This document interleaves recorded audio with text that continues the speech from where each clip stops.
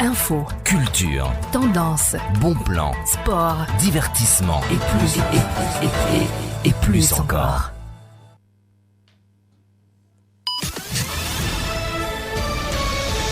لتتعرفوا على جديد الأخبار المحلية والجهوية بمراكش. تابعوا على راديو بلوس المجلة الإخبارية حصاد الأخبار الذي يهمكم. مراكش هذا اليوم. مراكش هذا اليوم، أحداث وأنشطة متنوعة، سياسة واقتصاد، مجتمع، ثقافة وفنون. مراكش هذا اليوم، ساعة إخبارية شاملة على راديو بلوس. مراكش هذا اليوم. مراكش قريب منكم. مراكش قريب منكم.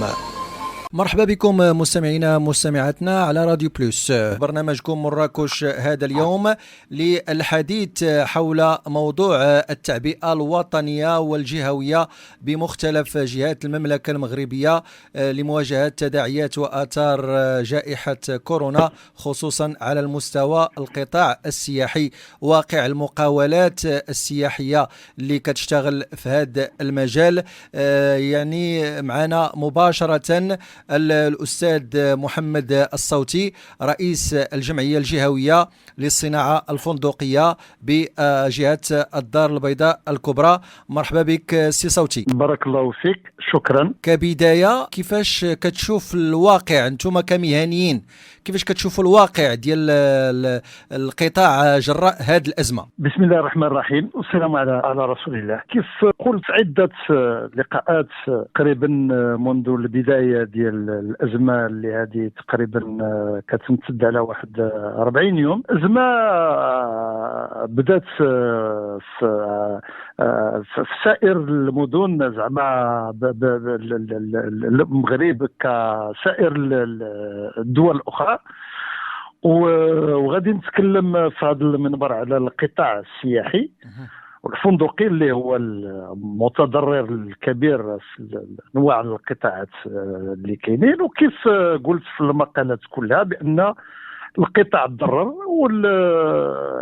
والقطاع الفندقي الفنادق فرغت منذ تقريبا واحد 40 يوم، ابتداء من اللي بدات الازمه وملي بدا الحجر الصحي، بشراكه مع مجلس الجهوي السياحه اللي على راسه سي سعيد محيد وسعاده الوالي الكبرى. خلقنا لجنه من بعد ما فرغوا الفنادق، ومن بعد ما الأطقم الطبية بدات كتكاثر في مدينة الدار البيضاء تجاه هذا الوباء وكثرة المرضى في المستشفيات، جا نداء من عند سعادة الوالي باش نخلقوا واحد اللجنة اللي تشتغلنا فيها احنا 3. هذه مدة تقريبا واحد الشهر باش نقدموا نداء الفندقيين وارباب الفنادق اللي انا كان نعتبر نفسي منهم، لان اليوم كنتكلم كرئيس الجمعيه وبقبعه ثانيه كمدير فندق في الدار البيضاء. اذا وجهنا نداء لعده فنادق تقريبا لاثر الايواء ديال هذه الاطقم الطبيه اللي تكثرت على الدار البيضاء. والحمد لله كان نداء ايجابي، نعم، بحيث كاع الفندقيين تجاوبوا معنا وتواصلوا معنا. والحمد لله اليوم توصلنا تقريبا 30 وحده فندقيه في الدار البيضاء، في جهه الدار البيضاء، بما فيها الدار البيضاء الجديده المحمديه، و30 وحده فندقيه تقريبا ما يعادل واحد 3000 سرير. ومن ضمنهم 6 الفنادق اللي 6 الفنادق اللي وصلنا للعدد ديال 6 الفنادق غير البارح اللي كانوا مختصين في ايواء المرضى اللي خصهم يكونوا في واحد في الحجر الصحي. نعم. وكنظن الى المنطقه ديال الدار البيضاء كنظن كسائر المناطق الاخرى ديال المغرب اللي تما شرعوا في هذه العمليه تماما. حنا توصلنا كوميم باش يكون عندنا 6 ديال الفنادق. ما غاديش نذكر الاسماء ديالها، ولكن غادي نشكر الارباب ديالها واصحاب هذه الفنادق اللي تمكنوا انهم يعطيونا الفنادق ديالهم لوزاره الصحه. هذه مبادره مواطنه. نعم. وحتى على مستوى الجهه ديال مراكش اسفيك تم كذلك تحويل الفنادق الى مصحات، يعني حتى هي مصحات كتحترم الشروط الطبيه والصحيه. حوالي 2000 ديال المقعد بالنسبه للاطباء والاطر الصحيه. اكيد هذه البادره هي كتبين ان القطاع السياحي حتى هو فيه مقاولات مواطنه. الحمد لله. كاين واحد الاحساس ديالنا، هو كان واحد التضامن كبير من ناحيه ديال الفندقيين والقطاع الفندقي انه يساهم في هذه العمليه على في المملكه كلها ككل وفي سائر المدن، وخاصه في الجهات المتضرره، لان اليوم كنشوفوا باللي يمكن الدار البيضاء هي المنطقه اللي فيها العدد كثير. اذا كاين عدد كثير، المستشفيات ملأة، وكان الاتجاه اننا نلتجئوا الفنادق. وحنا راه الا قلت لهم 6 ديال الوحدات، 6 ديال الوحدات راه غادي نقدروا نقولوا تقريبا كل وحده فندقيه فيها ما يعادل 150 حتى 180 فراش. ومازال اليوم حنا كنلتجئوا الفندقين اننا باش نزيدوا، حنا غير باش تكون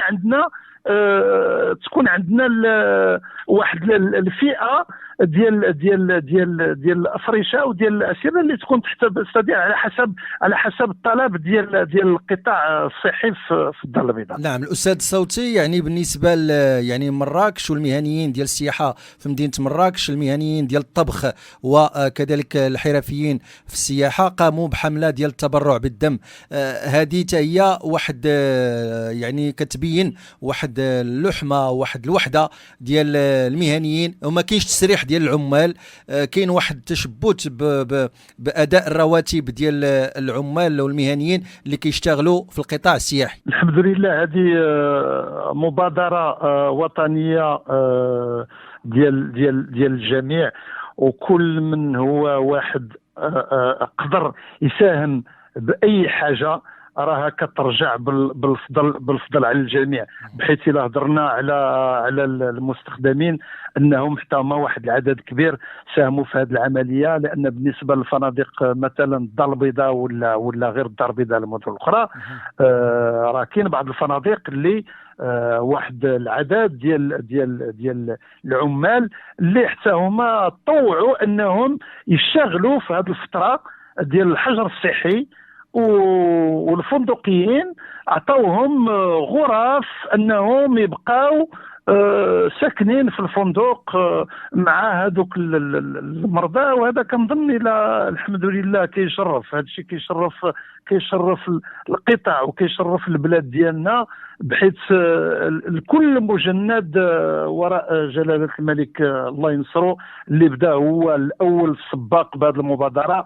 ولاحظنا باللي الجميع ما غاديش الا ما تكلمش غير القطاع الفضل، القطاعات كلها كلها تبعات نفس المبادره، والكل ساهم فيها. نعم. بقات واحد النقطه، يعني ربما اللجنه ديال اليقظه واللجنه ديال اليقظه في الكونفدراليه الوطنيه ديال السياحه يعني قدرات يعني الخسائر المترتبه على جائحه كورونا يمكن انها توصل حتى ل 138 مليار ديال الدرهم، كتمتد الاثار ديالها على 3 ديال السنوات. واش نتوما يعني كتوافقوا على هذا الرقم او لا اقل او لا اكثر؟ كنوافقوا عليه، بحيث حنا الجمعيات الجهويه كلها كتنتمي للفيدراليه الوطنيه اللي على راسها السي الحسن ظلمات اللي هو رئيس ديالنا. وحنا جمعيات رؤساء جمعيات بالنسبه للمناطق الجهات. متفق واكثر. لان هذا القطاع السياحي، وكنظن الى القطاع الفندقي كنظن الى عنده واحد النسبه زعما غتكون لا بأس بها في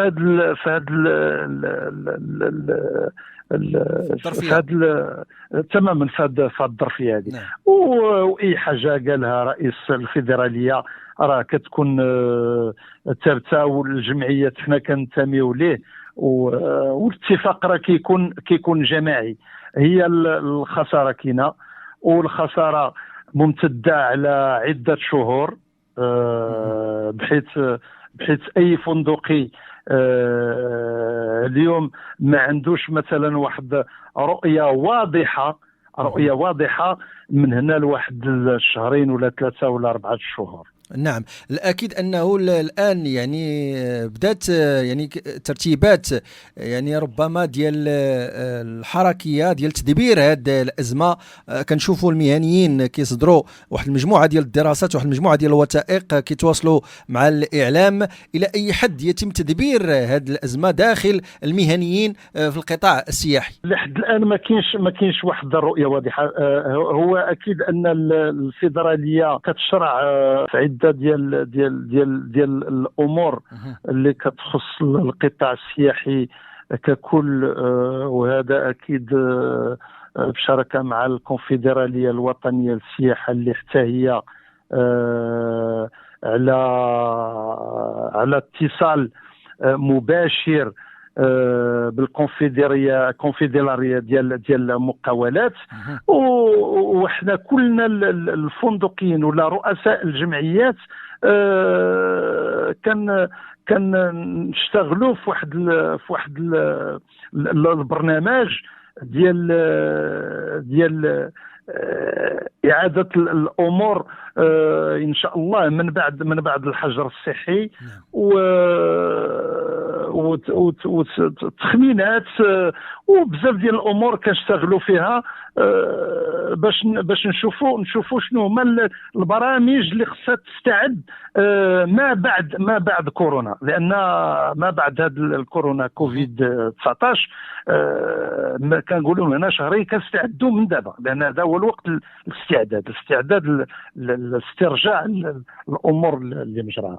اكيد ان يعني سولنا كذلك يعني المهنيين، كاين واحد التفاؤل، كاين واحد الاراده قويه عند المهنيين انهم هذه الازمه بينات واحد التضامن، واحد الوحده في القطاع السياحي مع الوزاره، مع الحكومه، مع مختلف مكونات الدوله المغربيه الى اي حد تفاؤل، ولكن لا بد من العقلنه وتدبير ديال هذه الخطه اللي خصو يكون واحد المخطط واضح المعالم للنهوض ولعوده الاقلاع السياحي. تماما. هو متطلبات كثيره ديال المهني، ولا تكلمنا على المهنيين راه كنتكلموا على القطاع السياحي ككل، بما فيه القطاع الفندقي، بما فيه النقل السياحي، بما فيه كراء السيارات، وكالة الأسفار، والكل جميع جمعيات ديال الفنادق ولا جمعيات ديال الوكالات ولا الفيدراليات كلهم كيعملوا على هذا المشروع. متطلبات كثيرة، والحمد لله كنظن انا متاكد باللي رؤساء ديال الفيدراليات اللي هما على راس هاد المتطلبات ديال الرؤساء ديال الجمعيات متضامنين جميع ومتفائلين. كاين واحد التفاؤل لان كاين تجاوب مع الحكومه ومع الوزارات المعنيه، وكنظن انا بهذا التفاؤل ديالنا يمكن توصلوا للنتيجه اللي كينتظرها كل مهني في هذا القطاع. نعم، اذا ربما بقات اخر كلمه مقترحات ديال الجمعيه الجهويه للصناعات الفندقيه، الجهه ديال الدار البيضاء بحال الجهه ديال مراكش وباقي جهات ديال المملكه، اشنو هما اهم الاقتراحات للنهوض والاقلاع لعوده الاقلاع السياحي؟ هو صراحه كيف كيقول كل مهني في كل المقالات، هو احنا اللي كيهمنا وكيهم اي مواطن واللي كيهم العاهل المغربي وهو الصحه والسلامه ديال المواطنين. المبتغى الاول هو السلامه ديال المواطنين. اننا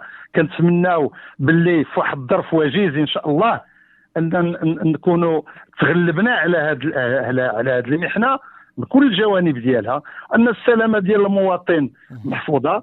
ومن بعد حنا كنشتغلوا حاليا كأن الازمه ما كايناش، وكنتظروا ان إعادة إن شاء الله بهذا القطاع الإقلاع كيف قلتي ديال القطاع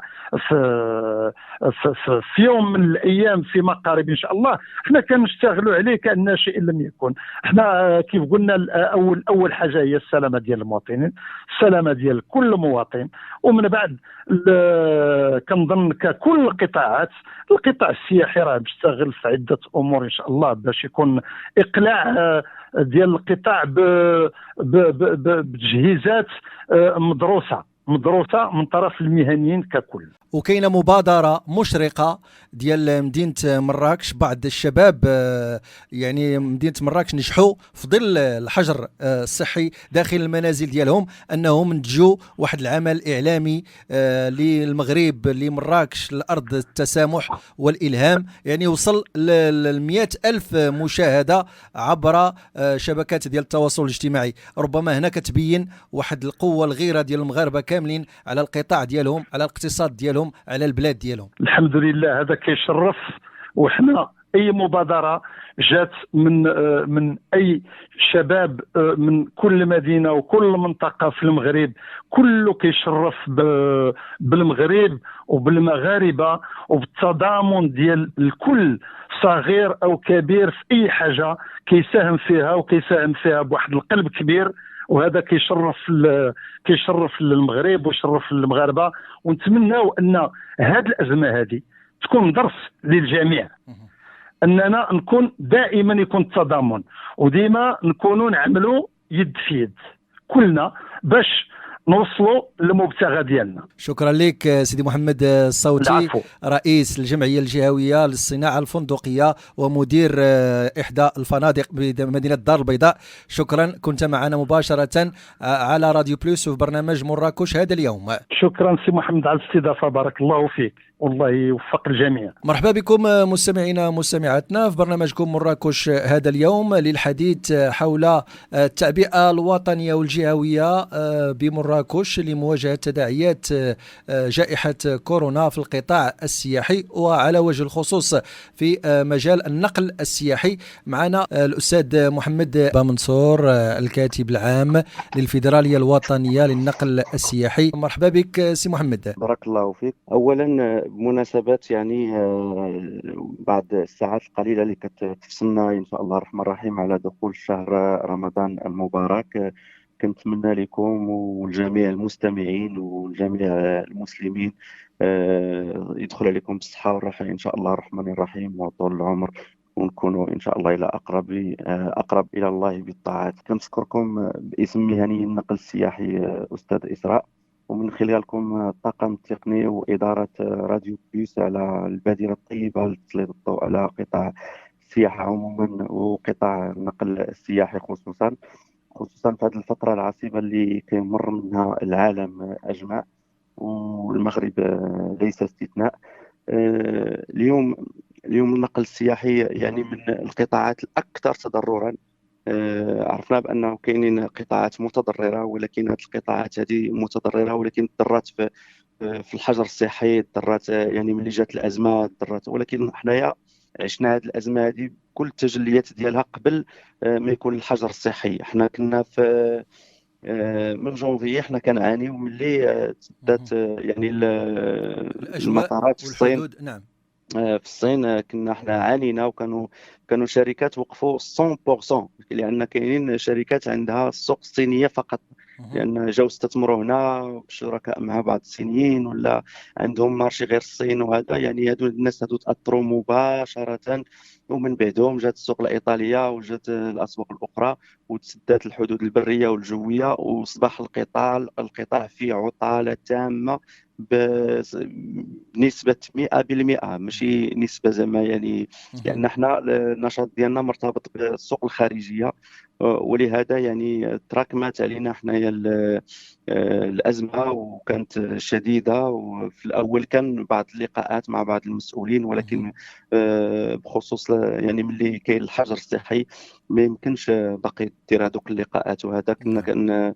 نعتمدوا فقط على المراسلات وعلى سميتو. ولكن لحد الآن كنسجلوا غياب ديال بعض الوزارات الوصية على القطاع اللي مازال ما خرجتش. كنتمناو يعني سمعنا بأن الحكومة غتنكب إن شاء الله من يوم الاثنين القادم على حسب بعض المسؤولين باش تحل المشاكل ديال القطاعات من بعد ما كانت الأولوية، وحنا كنشاطروهم الرأي في هذا الشيء هذا، الصحة ديالنا وكيفية تدبير المرحلة يعني احنا معاهم في هذه المرحله هذه. ولكن ما نساوش بان حنا عندنا شركات راهي ما بيناهاش تضيع وما بيناهاش تطيح بهذا المعنى هذا. كاين هناك ثقه مقاولات، قويه. وكاين كذلك الاستاذ بامنصور، كاين كذلك يعني مهنيين، وكاين شغيله، وكاين مصير ديال واحد العائلات مرتبطه بالقطاع ديال النقل السياحي. كيفاش تعاملتوا مع المهنيين، مع الحرفيين السائقين كذلك في المجال ديال النقل السياحي؟ شكرا على هذا التوجيه. ملي كنهضروا على المقاوله كنهضروا على يعني الموارد البشريه اللي تابعه لها. نعم. يعني ملي كتكون واحد المقاوله باقا قويه وباقي كنلقاو لها حلول باش تستمر، يعني كنلقاو الحلول الموارد البشريه المتعلقه بها. عندنا سائقين، عندنا ديغريسور، عندنا الناس اللي خدامين في لي بيرو، عندنا كل واحد عنده الارتباط بواحد جوج عائلات ولا ثلاثه، ولا عائلته في البلاد وهذا ولا هنايا. احنا اللي تعاملنا به يعني الناس اللي عندهم الضمان الاجتماعي، لان احنا عندنا جوج فئات ديال الشغيله.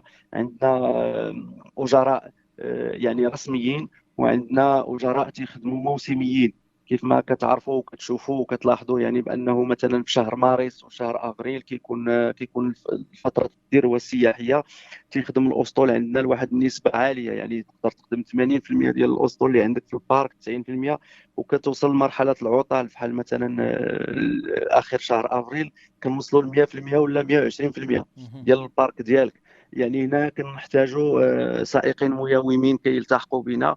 وهنا فين لقينا الخلل، يعني فاش كان الضمان الاجتماعي الناس اللي ريغوليير راهم استافدوا، ولكن رسميين. نعم. الاخوان اي الميومين هو فين كان المشكل. وكتشكل واحد النسبه كبيره ديال هاد السائقين الميومين، لان هاد السائقين الميومين كيخدموا في هذوك لي كونغري، تيخدموا في لا هوت سيزون، تيخدموا جولات، متخصصين في لغات معينه، مثلا اللي كينقلوا السيارات ما بين المدن. يعني هاد الناس هما اللي لقاو مشكله. ولكن الحمد لله الدوله فكرت في جميع الفئات.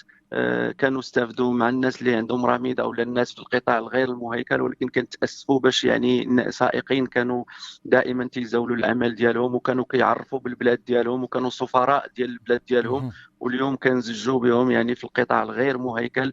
لهذا يعني ربما يعني الامكانيات ديال الصندوق ولا الالتزامات ديالهم كانت كثيره ربما يعني، ولكن الحمد لله كان واحد التكافل. هذه النقطة اللي بغيت نسولك فيها، يعني نعم. هذه المبادرات الاجتماعية كتبين ذلك على مثلا القوة ديال الفيدرالية الوطنية ديال النقل السياحي، ديال الهيئات، ديال الممثلين، ديال اللي كيتبعوا وكيدافعوا على هذه الفئات الاجتماعية. إلى أي حد كاينة مبادرات اجتماعية تضامنية في هذا المجال هذا؟ احنا كفيدرالية وطنية كنتشاركوا الملف ديالنا يعني جميع المبادرات ديالنا مع جمعية أرباب النقل السياحي بمدينة مراكش، ومع المكتب الجهوي لجهة مراكش فاس ديال الفيدرالية. هاد جوج المكاتب هما اللي خداو المبادرة بواحد اللجنة مكونة من قدماء الجمعية ومن الناس اللي يعني تنفتخروا بهم ومشهود لهم بالأمانة ومشهود لهم بالصدق. هاد الناس هما اللي كانت واحد اللجنة مكونة من حوالي 8 ديال الأشخاص هي اللي خدات واحد المبادرة ودارت واحد القفه يعني اللي كتليق بمستوى المهنيين ديالنا، واللي استفد منها الحدود اليوم 131 سائق مهني، وكانوا معنا واحد العدد ديال السيدات. يعني دائما كانت الجمعيه والمكتب الجهوي كانوا دائما يعني كيتفكروهم في الاعياد وفي المناسبات من بين الاعمال الاجتماعيه اللي كيديرها الجمعيه. حتى هما استافدوا، حتى هما انضموا، وعندنا باقي لنا 30 شخصيه اللي غتستافد في يعني بعد يوم غد كمرحله اخيره اللي غيكون العدد هو 161. وهذه المبادره ما يعني تنشكروا ثاني هيئات وحدين اخرين، منهم نعم. الجمعيه الجهويه، منهم النقابات الجهويه، حتى هما خداو مبادره وتنشكرهم من هذا المنبر هذا.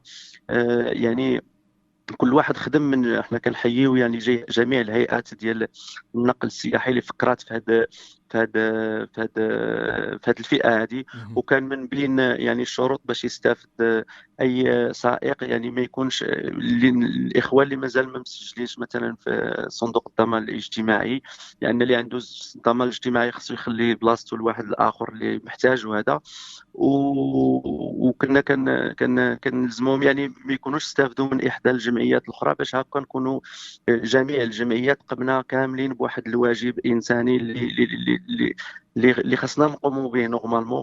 عرفنا بان الظرفيه كانت صعيبه شي شويه، ولكن تنشكروا الجميع ارباب النقل اللي تعاونوا في هذه المبادره هذه، وبعض الشركاء ديالنا اللي يعني من بعد المداعمين ديال الفيدراليه مهم. والصندوق ديال الفيدراليه حتى هو ساهم بواحد المساهمه فمنصور، يعني ولو صغير. ما نساوش واحد النقطة اللي هي مهمة جدا. يعني راه كاين واحد التطوع ديال المهنيين ديال السائقين في القطاع ديال النقل السياحي للعمل يعني جانب الأطقم الطبية والأطر الصحية، هما اللي كينقلوهم من الفنادق اللي تحولات لمصحات كتحترم الشروط الطبية والصحية لحماية هاد الجنود اللي كاينين في الواجهة الأمامية لمواجهة الجائحة ديال كورونا. حوالي 2000 ديال الأطباء والأطقم الصحية والطبية اللي كتشتغل كذلك في الواجهة الأمامية على مستوى الجهة ديال مراكش أسفي. راه كاينين كذلك مهنيين سائقين اللي كيتطوعوا باش ينقلوا هاد الأطقم يعني، وتحية لهم وكنرفعوا لهم القبعة في هذا اللقاء الإعلامي. شكرا لترتيب هذه النقطه هذه استاذ اسراء. هذه النقطه هذه فاش كنا يعني راسلنا احنا في البدايه، راسلنا وزاره الصحه ووزاره الداخليه بان يعني لا الاطر ديالنا ولا المعدات ديال الفيدراليه ولا الترونسبور ديالها راه هنا اشاره يعني وزاره الصحه باش نكونوا جنب هاد الناس هادو. فاش كاتبناهم ويعني وشاركناها مع ارباب وكالات النقل ومع السائقين، يعني لا اخفيك باننا كنت تاثرت واحد شويه، لان وصلت الناس تقول لي البارك ديالي كله تحت الامره ديالكم. يعني كان واحد التطوع، يعني احنا زادنا فخر وزادنا يعني اعتزاز باننا كننتميو لهذا القطاع هذا اللي تيحب بلاده اولا وبين على واحد الوطنيه عاليه. وتنشكر السائقين اللي اتصلوا كاملهم لا على الصفحه ديالنا في الفيس ولا على المنصات ديال التواصل اللي عندنا ديال الواتساب، انهم مستعدين يخدموا. وكاينين شركات كيصيفطوا لنا لي زوديو ديال السائقين ديالهم تيقول لك انا مستعد باش نكون امام هاد الناس هادو. فعلا اتصل. احنا ما خدامينش غير في مدينه مراكش، كننسقوا مع المندوبين الجهويين في جميع ربوع المملكه، يعني بتوجيه من وزاره الصحه. وتنشكروهم من هذا الباب، بعدا هما الاولين على الدور، يعني هما جنود المرحله على الدور اللي تيقوموا به جميع الاطقم الطبيه كل واحد باسمه، والناس ديال النظافه والناس اللي كيصايبوا الماكله والناس يعني بينوا اليوم باننا فعلا يمكن لنا نفتخروا بالطب ديالنا وبالمؤسسات العموميه ديالنا اللي رجعت لها الثقه الكبيره بعد ما كان يعني بعض الصفحات وبعض الناس كانوا كيقلوا من القيمه ديال هذه المؤسسات العموميه. اليوم بالعكس المؤسسات العموميه والاطر ديالها تثبتوا لنا بانه حنايا وطنيين وحنا كنحبوا بلادنا وتنضامنوا وقت التضامن ووقت اللي كدير الشده. اذا حنايا متواجدين دابا حاليا جانب هذه الاطقم هذو في مدينه طنجه، ومدينة تطوان ومدينة الدار البيضاء، مدينة أكادير، ومدينة فاس. فاس أسطول كبير كبير بزاف. الأسطول يعني تيفوت المئة وحدة باش حنا خدامين في فاس. تنشكر جميع أرباب النقل السياحي اللي عاونوا في هذا الشيء هذا، وكاين بعض الهيئات ديال نقل المستخدمين تنشكروهم. ومدينة مراكش يعني دائما هي راه مستعدة باش تخدم، وخدامين يعني لا في المستشفى الجامعي ولا في نوتوفيل ولا في المستشفى ديال الأمراض النفسية اللي في الطريق يعني في السعادة، خدامين حتى في العطاوية يعني حتى ماشي غير هنا الطاويه ومنطقه سيدي الحال حتى هي يعني. وكاينين سائقين اللي متطوعين وتيقول لك انا بغيت نخدم، ولكن حتى هاد الناس هما تيتعاونوا معاهم يعني في التنظيم وفي التاطير وطيبوبه ديال هاد الاطباء هادو، لان السائقين تيوصلوا لنا هاد المسائل هذه كيفاش تيتعاونوا معاهم وكيفاش تيشكروهم وكيفاش تيخليهم يفتخروا. وكاين تجاوب ويعني كاين تجاوب حتى من السلطه الحمد لله. وتنوجه واحد كلمة شكر للإخوان ديال السلطة في مدينة مراكش، لأن كنا واجهنا واحد المشاكل صغيرة في تنقيل دوك الوفود اللي خصهم يلتحقوا بالمطارات ديالهم. كانت وقعت واحد الواقعة، هو أنه واحد الكوبل إيطالي خصو يتوجه لمدينة الدار البيضاء وما بقاش الوقت، يعني 3 ساعات على الانطلاق ديال الطائرة. كاين تجاوب حتى من السلطة الحمد لله. وتنوجه واحد كلمة شكر للإخوان ديال السلطة في مدينة مراكش، لأن كنا واجهنا واحد المشاكل صغيرة في تنقيل دوك الوفود اللي خصهم يلتحقوا بالمطارات ديالهم. كانت وقعت واحد الواقعة، هو أنه واحد الكوبل إيطالي خصو يتوجه لمدينة الدار البيضاء وما بقاش الوقت، يعني 3 ساعات على الانطلاق ديال الطائرة. واتصلنا بولاية الجهة وعطات الأوامر ديالو السيد الباشا ديال بوعكاز، يعني جا من دارو ما خدامش وجا تيجري وكاشا ليهم. وتفاجئوا هذوك الناس كيفاش رجل سلطة ما خدامش والويكاند وجا. ولكن يعني هادشي الحمد لله اليوم بان واحد التضامن واحد التكافل. تنتمنى نستثمروا هذا الشيء ما بعد كوفيد ان شاء الله. وحنا مقبلين على شهر رمضان، وحاشا الله سبحانه وتعالى واش غادي يحشمنا، وغادي نطلبوا الله كاملين، وغادي ان شاء الله نتغلبوا بالاراده وبهذا التضامن اللي كاين وهذا الانضباط في الحجر الصحي. هادشي كله ان شاء الله الرحمن الرحيم غيرجع على بلادنا بالخير. ونتمنى نستثمروا هاد المسائل اللي ولات جديده في المجتمع ديالنا، نقولوها بكل صدق. حنا الشارع ديالنا ولا نقي ولا كل شيء يعني تيمتثل الاوامر ولا احترام الناس ديال السلطه، ولا احترام الصحافه، ولا احترام الاطباء، والثقه في المؤسسات. تقنا في المؤسسات. وكنتمنى يعني المؤسسه ديال التعليم ترجع قويه كيف كانت في السبعينات وفي الثمانينات هي. يعني هادشي كله اليوم راه صحي ورب ضاره نافعه. با منصور، يعني بقى اخر سؤال، هي شنو هما المقترحات ما بعد كورونا؟ وجبتي يعني هاد السيناريوهات ربما ما بعد كورونا، كيفاش ممكن يكون عوده لاقلاع لنهضه في القطاع السياحي وفي المجال ديال النقل السياحي ما بعد كورونا؟ بغيت الى سمحتي، لان واحد النقطه جد مهمه خصنا نطرقوا لها، هو بعدا حاليا ومنها ننطلقوا ما بعد كورونا. كنوجه النداء ديالي من هذا المنبر ديالكم المحترم الجهات المسؤوله على القطاعات ديال السياحه عموما، باش يوليو واحد الاهتمام لهذا القطاع هذا. القطاع هذا اليوم بغينا نحميوه باش يبقى قوي وتنافسي.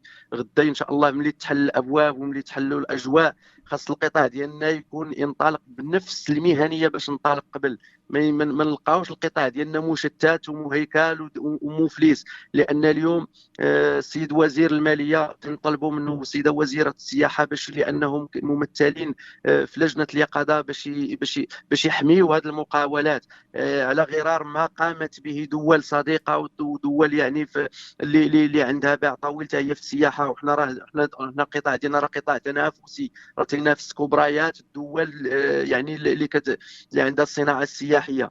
كنوجه لهم نداء باش يحميونا من الابناك اللي بينات على واحد الوطنيه ديالها على غرار جميع الفاعلين يعني في المجتمع. الابناك اللي اليوم جات كتهدد هذا التواجد او الاستمرار ديال المقاولات ديالنا، لانه لا يعقل باش كل شيء واقف والابناك كديرونجي يعني جميع ارباب النقل اليوم نفسيا في الحجر ديالهم باش يجيو يأديو النشاط واقف، وكاينه قوه قاهره ما يمكنش يجي يأدي لك هذا السيد شي حاجه وهو ما خدامش. والدوله عطات توجيهات صاحب الجلاله كانت واضحه بان القطاع السياحي من بين القطاعات المتضرره والاعتناء بالمقاولات. وحنا اليوم خايفين على العنصر البشري ديالنا، الموارد البشريه ديالنا لا تضيع، لان هي راس مالنا. اشنو تقضي لك واحد السياره الا عندك جديده ولا سميتو ما فيهاش واحد البيلوط واعر اللي غادي يشرح البلاد وغادي يوصل البلاد وغادي يهضر على البلاد. هذا في الجانب الاول. الجانب الثاني وهو نتمنى يعني باش نكونوا اليوم نخدموا جميعا كارباب النقل السياحي، كوكالات السياحيه، كالمرشدين اللي كنوجه لهم تحيه من هذا المنبر هذا، رغم انهم تاهما تيعيشوا واحد المشكل اللي كبير ونتمنى تطرقوا ليه مستر اسراء في احدى الحلقات، لان هاد الناس هادو اليوم كانوا دائما سفراء ديال بلادهم وكانوا دائما تيجملوا لنا البلد وكيوصفوه وكيجيبوا دي بون ريبيتاسيون وهذا، واليوم لقاو روسهم بدون ضمان اجتماعي. كان على وزاره السياحه هذه الفئه هي الاولى تضمها للضمان الاجتماعي، لانه عيب وعار باش مرشد اللي كان سفير ديال البلاد ديالنا اليوم نلقاوه بانه كينضم للقطاع الغير المهيكل. وكنتمنى الفنادق حتى هما يديروا واحد وزاره شراكه مع وزاره السياحه ان شاء الله. هذه المجالات ديال السياحه تخرج لنا بواحد البرنامج على غرار برنامج كنوز بلادي القديم، ولكن يكون في صيغه جديده ونخرجوا يعني المغاربه باش يشوفوا البلاد ديالهم، وباش تكون حتى حنا لينا. حنا ما خصناش نبقاو تنطلبوا من الدوله تعطينا ونوليو عالة على الدوله. خصنا حنا نخدموا حنا وهذه المؤسسات هادو اليوم لايجاد لاخراج واحد المنتوج يكون يعني في مستوى المغاربه. حنا مستعدين نخدموا جنب هاد المغاربه هادو، لا في الادارات لا في الابناك لا في المؤسسات لا في كل شيء. يعني عندنا موقع ديالنا اللي غادي يمكن لاي مؤسسه ترجع وتاخذ منه اسم شركه معينه اللي بغاتو تخدم معها، ونقدموا واحد المنتوج سياحي باش الناس يخرجوا يتعرفوا على بلادهم، ويكون واحد يعني كنا غنتنازلوا لا حنا لا فنادق مستعدين ان شاء الله باش يقدموا شي منتوج حتى هما، وغادي نخدموا مع وزاره السياحه حتى هي اللي فاتحه الابواب ديالها ومستعده باش تدير، لان خاص يكون البديل.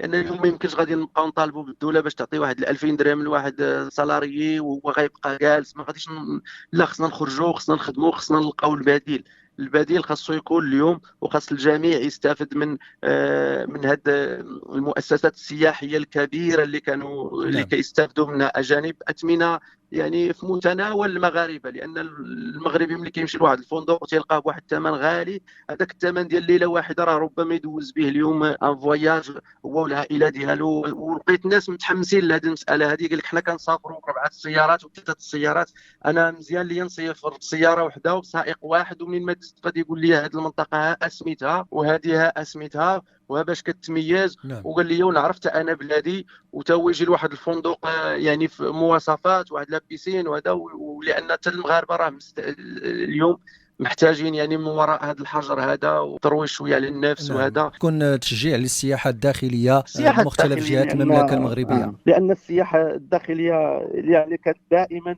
يعني في الاهتمامات باش نخدموا عليها، ولكن ربما اليوم كاين عندنا واحد الوقت يعني هو اللي القطاع ديالنا من القطاعات اللي خصها 3 سنوات باش ترجع على الاقل. هذا على حساب يعني جميع القطاعات كيقولوا انه 3 سنوات باش نرجعوا للريتم ديال الربع الاول من 2019، يعني 3 سنوات على الاقل في حاله يعني تشافي الاقتصاد العالمي. وهذا هذه المرحله هذه الاولى حنا نستغلوها ان شاء الله في التاطير والتكوين، لان ملي خصنا ناطروا ونكونوا الموارد البشريه ديالنا، لان التكوين هو اللي غيعطينا قطاع قوي هو اللي غيعطينا مردوديه، هو اللي غيجود لنا الخدمات ديالنا والتاطير. يعني خصنا نتاطروا، خصنا نجمعوا الكلمه ديالنا في القطاع ونخلقوا شراكات جديده. وهذا الشيء كله بغينا ملي تنطلق الانطلاقه الفعليه بين القطاع ديالنا يرجع قوي وتنافس اقوى اقتصاد ديال السياح، الاسواق السياحيه في العالم. احنا الا كونا واطرنا ووجهنا احنا غادي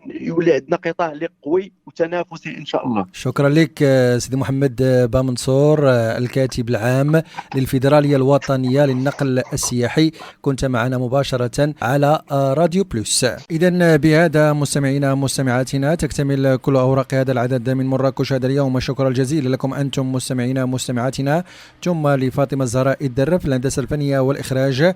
هذا محمد إسراء يحييكم، بقوا في ديوركم.